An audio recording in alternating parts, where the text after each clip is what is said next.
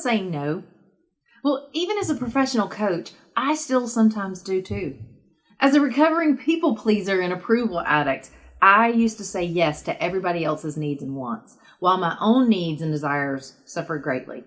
And being an entrepreneur actually made saying no even tougher for me, because for several years, especially early on in my business, I was afraid to decline any opportunity, any possible opportunity to expand or grow myself or my network or the business.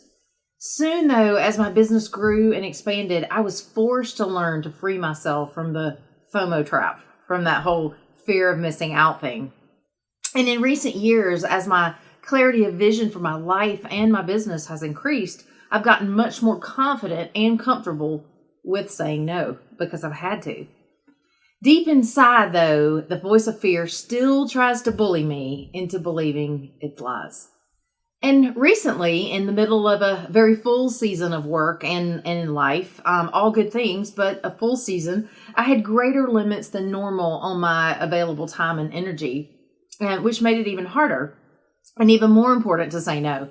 But during that time, I was actually inundated. This saying no was tested because I was inundated with invitations from both friends and from social and business, acquaintances and contacts to meet for either coffee, lunch, dinner, or meetings of some sort. And to most every one of those invitations during this full season, I found myself saying no.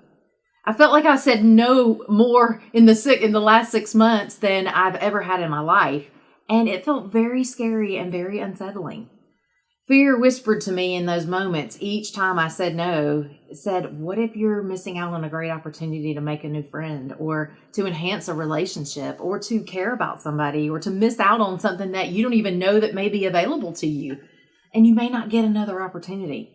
And shame in the next moment would accuse me and say, well, they're just going to think you think you're too good for them or that you don't make time for them or who are you being too busy for people? And who do you think you are that you're living? People are going to think that you're imbalanced in some way and you can't handle your schedule. And it's selfish of you to not make time for people when relationships are what matter most.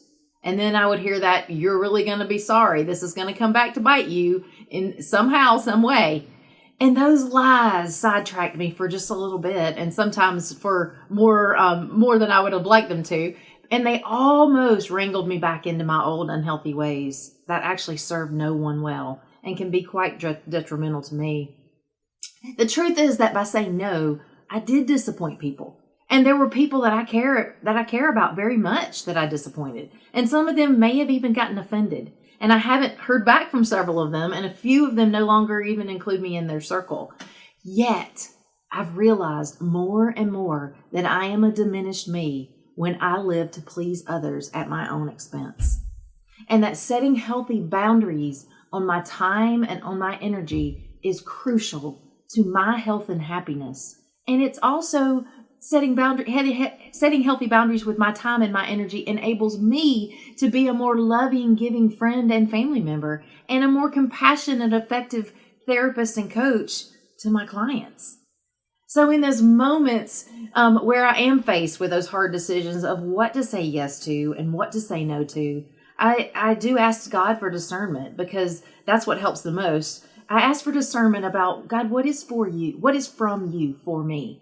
And I often even seek wisdom and guidance from my own coach about how to handle each situation while committing to stay true to my priorities, to what's most important, to the values that I have set up for that season of my life and in my work. And I've learned through this process the importance of staying true to my heart and trusting that God will fill any gaps that may be left by turning down any possible opportunity that I may face.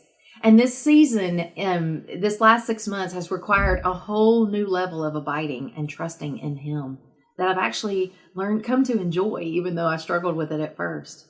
Despite the discomfort that I still feel with some of those hard no's, I am so glad I've made the decision to no longer live to make everybody else happy at my expense, and that I'm done with allowing fear and shame to run my life. The more that I take back my power, the more that I own my life, and the more that I live from the truth of who I really am and what's most important to me, the more necessary it is for me to say no more often. Because saying no to what is not for me actually empowers me to say yes to what God does have for me, to the more that's available to me. And the same is true for you too. Last week I saw the quote by Warren Buffett that says, really successful people say no to almost everything. And that was even more confirmation that learning to be confident and saying no to everything that is not aligned with our goals and our priorities is not being selfish, it's not being closed off, and it's not being mean. Instead of viewing no as a negative thing, we've got to start seeing no as a positive thing. We must understand that it's about guarding our most precious resource, our energy and our time, so that we can devote ourselves fully and wholeheartedly to living the life that God intends for us to live, the life that we were created for, and to do the work that we were created to do the way that we want to do it, in our best self. So I've now learned to consistently remind myself that each coffee, each favor, each extra phone call even takes time away from the other things that I want and need to be doing. And that time adds up really, really quickly. And I only have so much energy in the day. And it's also time taken away from the clients, the assignments, the appointments, the engagements that God has for me that I may miss because I'm snowed under in some situation that wasn't intended for me. And the same goes for you too. Each divergent opportunity detracts valuable resources from the best opportunities that will move your life, your relationships, your work, and your business forward. So it's time to stop buying into those lies of fear and shame that try to convince you to sacrifice your best you and the life that God has for you to meet the needs and the desires of everybody else. It's time to start embracing your inner truth, to take back your power and to own your life because you can. Take courage. Start saying no to what isn't for you.